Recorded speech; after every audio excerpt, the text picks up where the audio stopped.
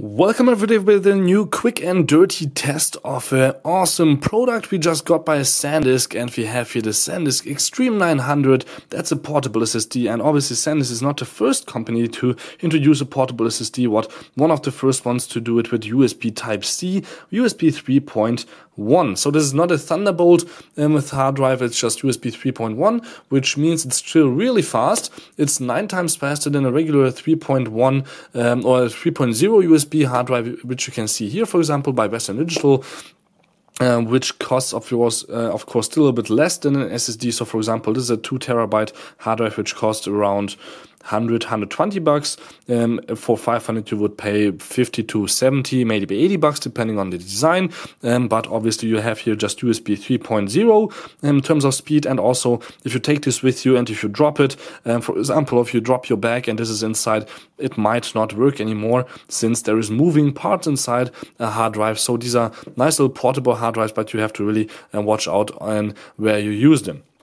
So SanDisk is introducing their first, maybe, I'm not even sure if it's the first one, but it's one of the fastest portable SSDs that they can make. It says a few things on the back there, what you have, for example, inside, in a few different languages. And what's quite interesting about this is actually here that you have just crazy vibration tests and shock resistance up to 800 Gs, and also temperatures from -20 to +70 degrees that this still works in. So that's really quite awesome. And you also have a 3-year warranty. If anything happens in that time to the hard drive, SanDisk will replace it and just give you a new one.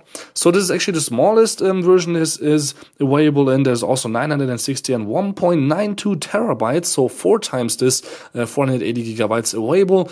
So this version is actually right now in stores $300. You can see it already right there. I will show it to you in a second.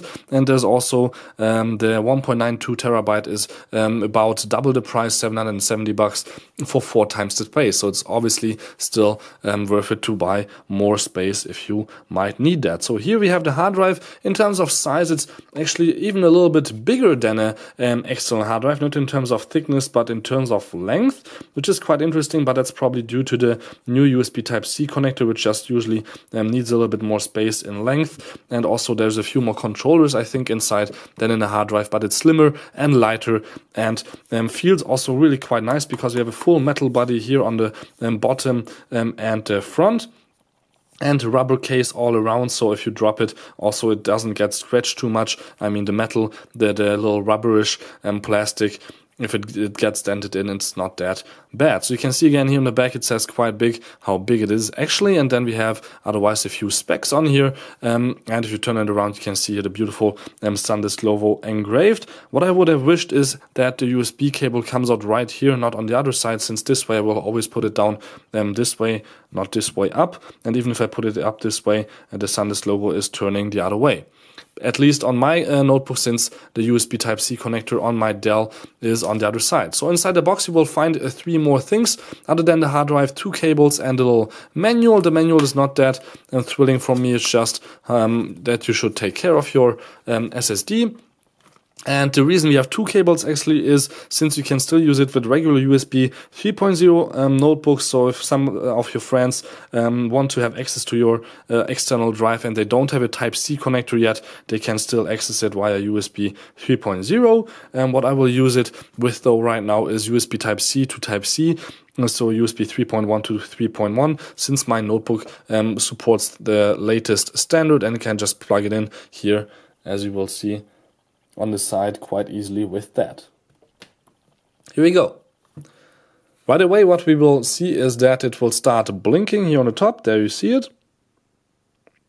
My notebook right away saw it. It's called Extreme 900, and I could now open up the Explorer and show you guys here on my disk PC area that we have 447 gigabytes available, since obviously there's conversion rates. That's why we don't have 480 but just 447, which is still a quite nice number. I will close this up actually because what I will use right now is my Toll Commander. It's a favorite app of mine that costs a little bit of money, but it's not that interesting since I've been using it for years, and you just have tabs here for your different folders that you can have always open, which is quite nice. I have on the left a few series and movies, and on the right I can just open up the hard drive to see that we have a few programs on here. You can, for example, install Secure Access on here, so you have also security software for free inside the box with the SanDisk Extreme Portable 900 SSD.